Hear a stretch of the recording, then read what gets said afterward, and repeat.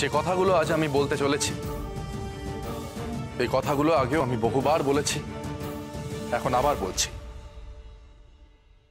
দেশের বর্তমান পরিস্থিতি নিয়ে আলোচনা করা যদি রাজনীতি হয়, নিজের জন্মভূমির উন্নতি সাধনের প্রচেষ্টা করা যদি রাজনীতি হয়, তাহলে শিক্ষকই হোক বা ছাত্র, সকলের সেই রাজনীতিতে যোগ দেওয়া উচিত।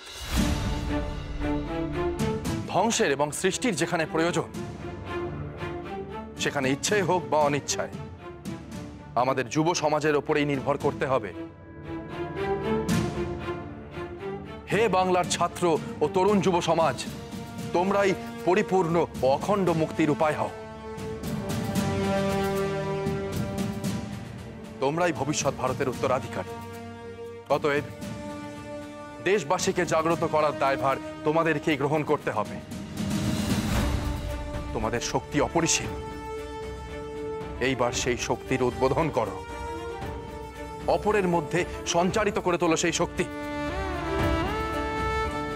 তোমাদের নিকট স্বাধীনতার নতুন মন্ত্রে দীক্ষিত সমস্ত জাতি পুনরায় বেঁচে উঠুক।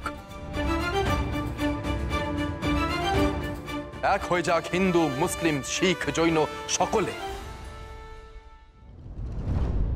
কারাবন্দী হবার ভয় পেও না তোমরা। মনে রাখবে, তোমাদের উপর যত আঘাত আসবে, মস্তিষ্ক তত বেশি ক্ষুরধার হবে।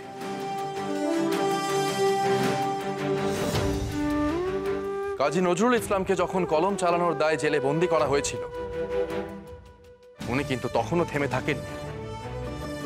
বরং কারাগারের দেওয়ালেই উনি লিখেছিলেন, কারার ওই লৌহ কপাট ভেঙে ফেল করলে লোপাট।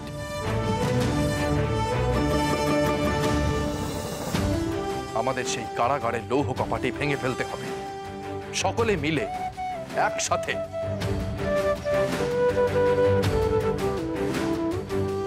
বন্দে মাতরম।